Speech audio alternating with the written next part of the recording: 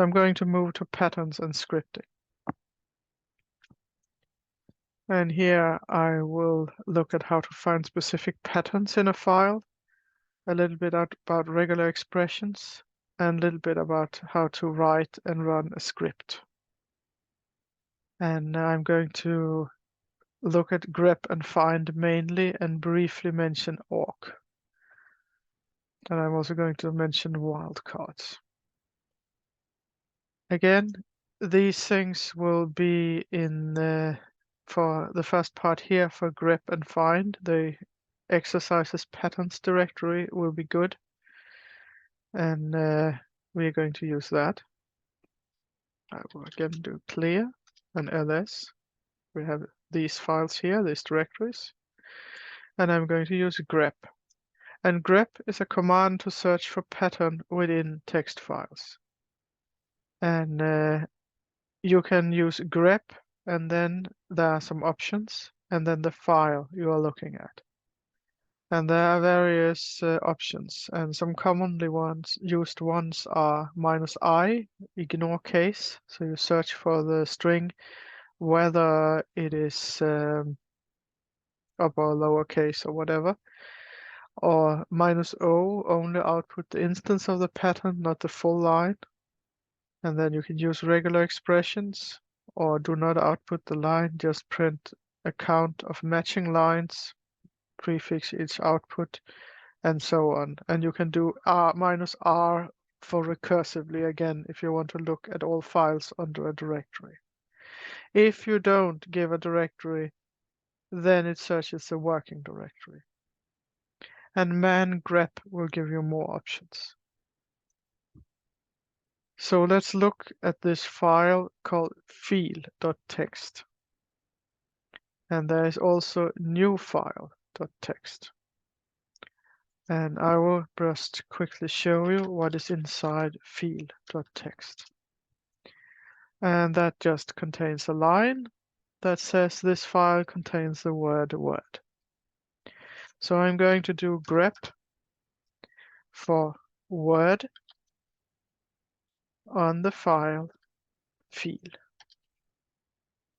And in this case, you don't need to put any apostrophes around it. In some cases, you may need to put apostrophes, for instance, if it's a line or if there are special characters, because it will only search for one word otherwise. So if you put apostrophes around it, then it could search for contains the, for instance. And it shows you in red the instances it found here. And if you wanted to look for the word recursively under the directory path, then you could use -r, I for regardless of case, and then you could prefix a line with the output and with one base line number, so you see the line it's in. And -e if you wanted to use regular expressions. And let's try and find the pattern string in new file.txt as an example here. And it's described here how to do so, but you could just try it. Or just type along while I'm doing this. But I'm just using grep string in new file. And you can see there are several instances of string.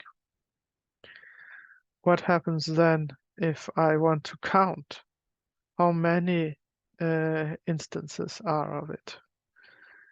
And I could do that if I'm doing -o, because as you could see up here, then you only output the instance of the pattern, not the full line. So I do that first. Then I see I get 1, 2, 3, 4, 5 of them. And maybe we don't know how many there were, so we want to count them. I use arrow up to get my line here again with the command.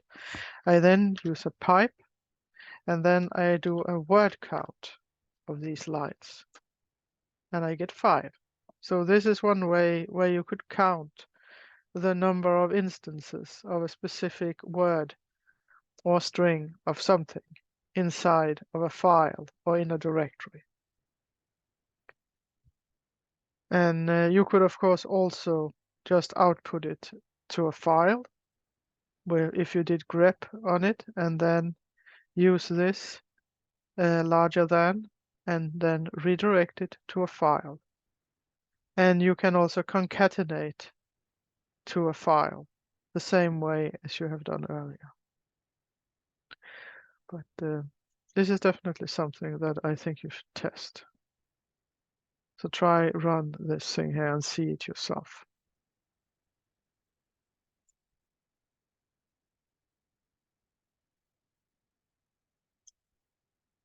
And the find command is used for file and directory search. You can search by name, size, modification time, or content. So the syntax here is find and the path that is the starting directory for the search, and then options, any settings or conditions for the search, and expression is the criteria for filtering or locating files. For instance, maybe you only want to search for text files. There is something broken in this formatting. I will fix that later. So you can add a type. Maybe you only want to search for files, maybe only for directories. Only search for files with a specific name or pattern, or search for files based on the size or modification type. And you can also execute commands on each file you find. And as you can see, these are also very useful commands and things that can later be used in a script, for instance. And you can always use man on the command, for instance, on find or on grep to learn something more about options and things like this. So let's again try look at the files in the exercises/pattern directory. And I would like to point out that this star is a wildcard, and you have probably seen me using it before. It means a string of 0 or more characters. I will mention it more in a very short while. But first, I will find files with extension .text in the directory I'm in, as well as below. So I will say find, and then I'll say a dot for this directory, and below I want it to be files. So I say minus type F, and then I say minus name, and I say I want this to be this pattern or this named files that have .text. So I do this, and then you get a lot of files, because there is a lot of files named something with text in this directory and the directories below it.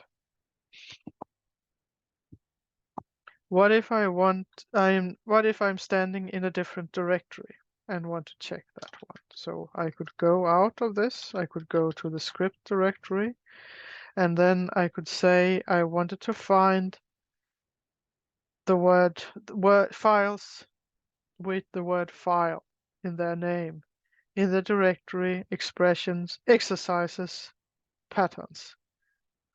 This should have been exercises instead of expressions.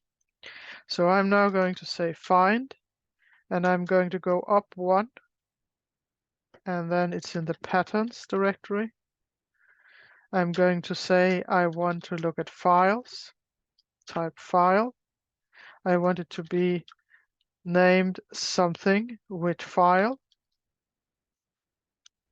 And you see here I put the wildcard star before and after. It's an asterisk is another word for it. That means anything that has file inside of it, and 0 or more other things in front of it and behind it. And then it tells me there are in fact these files in that directory.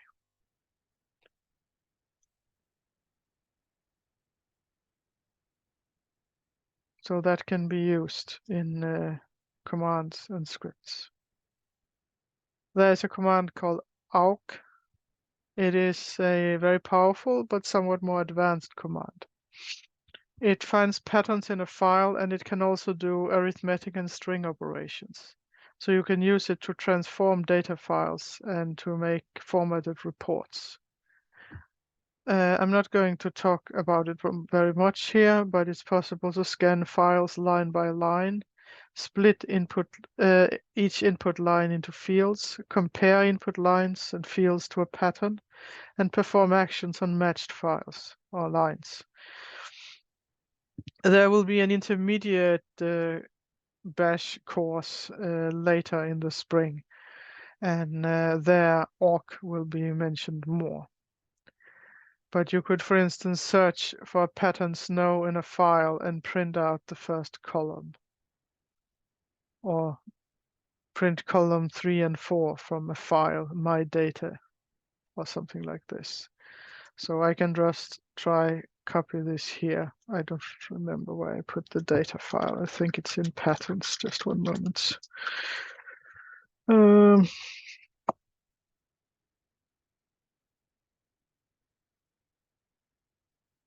Maybe I put it in script.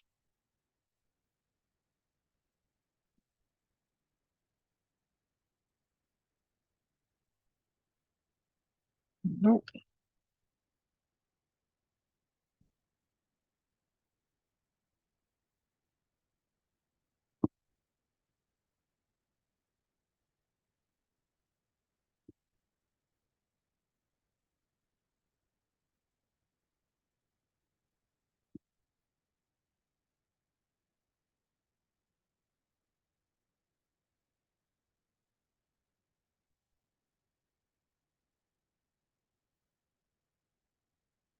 Okay, I may not have included it for some reason. Anyway, I will check if I have such a file, otherwise I will create it. Let's see what's in this file. Okay, I can use that one. Sure. So go into my own dear, my dear one. And now there should be a file 4. And I'm going to try and print the first column, for instance.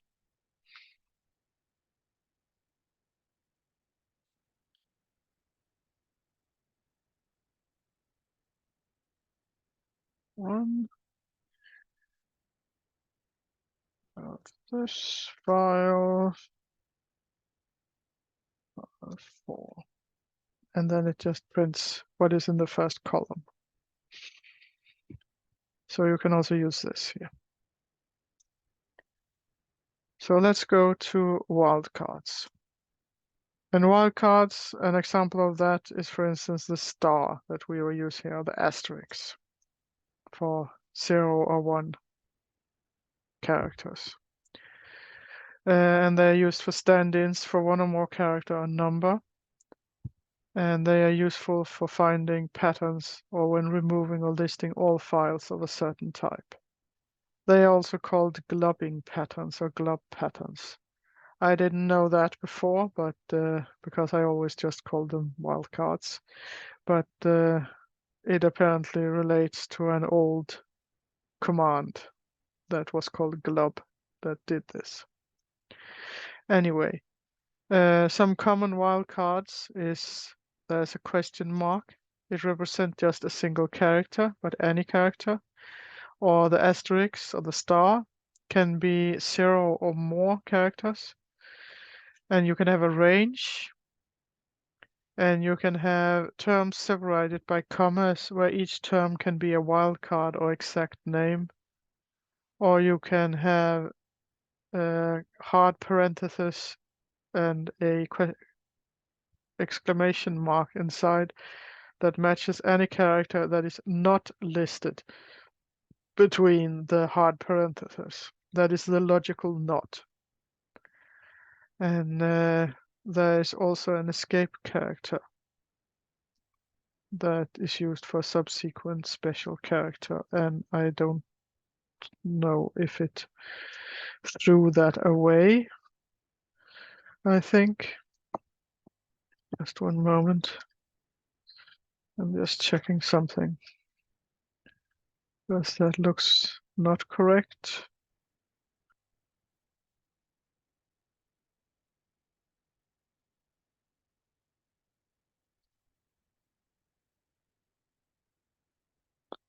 I mean, there should have been a backslash, but it disappeared somehow from the formatting. Okay.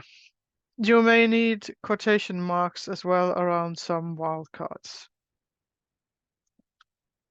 And there are useful files for these examples that we have in this exercises patterns directory. So I will go up to that directory again, into patterns here, and I will use those.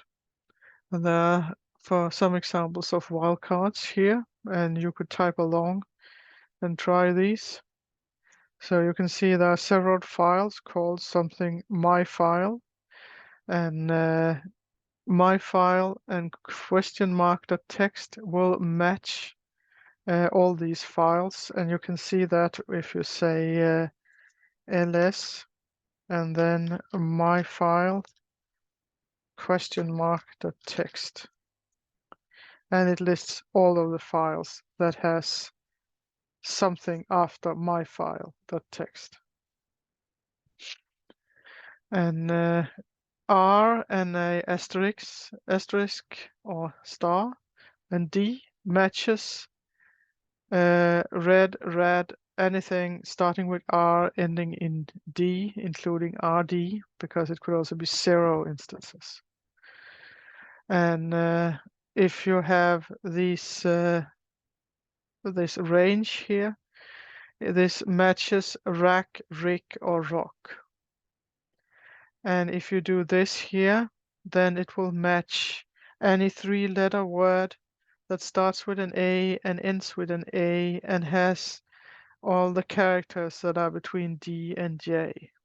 And you can try to do ls on this. So ls A hard parenthesis D minus J, and then like that. And you can see it takes these files here, ada, afa, aya, but it doesn't take ama because that is not within this range, and amina has more letters and is also not within the range. And 0 to 9 matches numbers from 0 to 9, and you can use that and this here matches anything. So you have with this you can copy many files, for instance. It matches anything that matches this and or this and or this, and copies it to your home directory. And you could test it by running it or by creating files like this. But I'm going to move forward a little faster. And this is often useful. You can use it to remove all files that has a specific name. And I have created a number of files that will match this, and it will remove all of them except the one that has 8 in it. So I'm going to try and copy it like this here. And now this file will be gone, except the one with 8 in the name. So this worked. Let's move to regular expressions. And I will go pretty fast over them because they are very similar to wildcards. It's just that there are more different ways of saying that you want to match a single character, want to escape some character. It's simply ways of searching for hits within files, file names. So you can use them with grep, for instance. So here are some typical examples. And you have, for instance, logical or this here is what is the same as not in standard wildcards. And you can use that, for instance, so say you have a file, my file, and the content of that, if you're grepping in that for lines that start with an S and ends with an N, and then it will print it to standard output. I'm going to go to scripting, because we are soon out of time. Scripting is used when you want to perform complex and repetitive tasks without a user intervention, because when you run the script, it will usually not have the option to interfere with it. And all the Linux commands that can be used within the scripts, and that includes wildcards and regular expression. And it is very often the case that you make scripts because you don't want to have to write the same command again and again. You don't want to copy a lot of files by hand or iterate over files in this way, and you can do that handily with scripts. And if you have a one-line command you want to do again and again, then alias is more suited for this. I will mention that very briefly, very soon.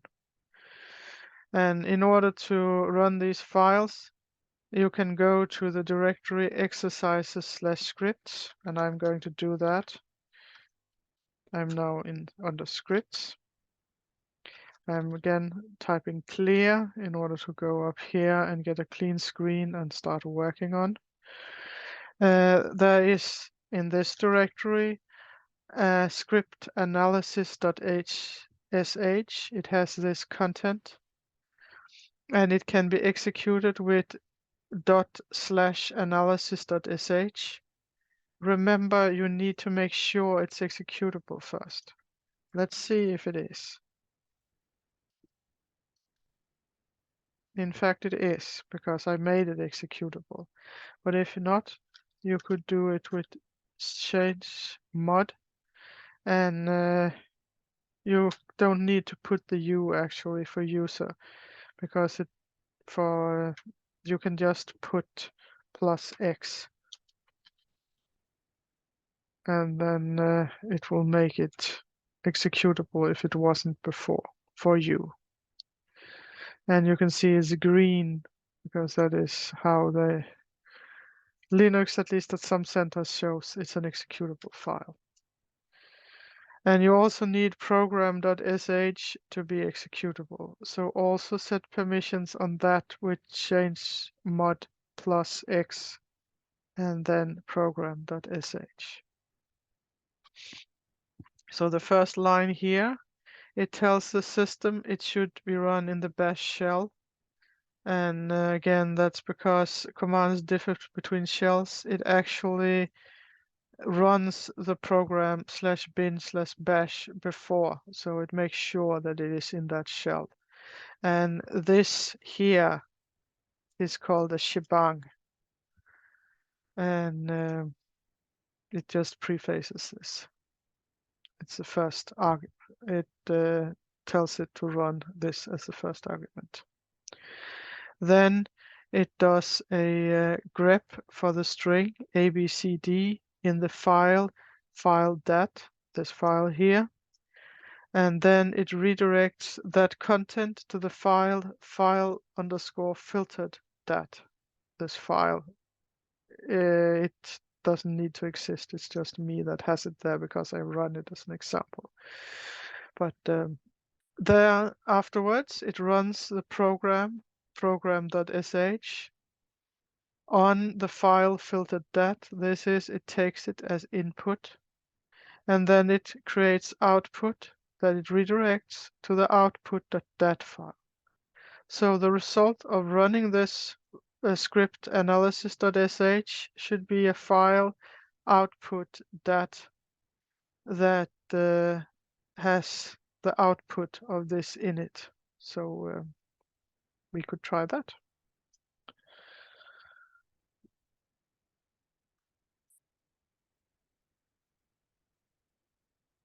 It went very fast and it created output that. Let's see what's in it. There's just the word to, because let's see what's in the program sh. And that program only counted lines on the input. And the input was this file, which contained the lines that was found here. So it works as it was expected to. And in general, you can just take the commands that you would have done on the command line and put into a script, and then you can run all of them as again and again that way. That would be a very simple script, but you could do that. And for instance, another example, you could make a script that uses find on a directory that you have, that you know you have some image files in, and then you execute the command where you copy those image files to a directory called my images, and then afterwards in the my images you find those that, for instance, contain the word er, the string er, and move it to a file. So that's just to make an example. And that is also possible to do. And you could use this image find script to do that. And again, you need to make sure it is executable. And it complains because this directory doesn't exist right now. Well, it does, but it's not. I don't have the right permissions set, and I can do that. So make sure you have set all permissions correctly before running this. I will just quickly go through a more advanced example, because while you can do this, it's not really very useful. But in this example, you could instead find the files. Maybe you want to convert all your files that are EPS and make them into PDFs because you want to include them in your manuscript maybe or something. So what you could do is I go through the directory I'm in and the ones below it, looking for files with the name that contains .eps. I execute a copy command on the output. I throw it to figures, and then I create a variable or that contains the path to this directory. And then I'm looping over it. We are not talking of loop otherwise. That again will be in the intermediate bash course. But then you go through all the files in this directory, and then you are first making sure that you're stripping the extension, and then you are converting it into PDF files. The reason I'm stripping the extension is that otherwise I will get them named eps.pdf, which doesn't matter, but it's just for nicety. There are some more useful scripts in this list here, or you can follow the intermediate bash course when that is announced later in the spring.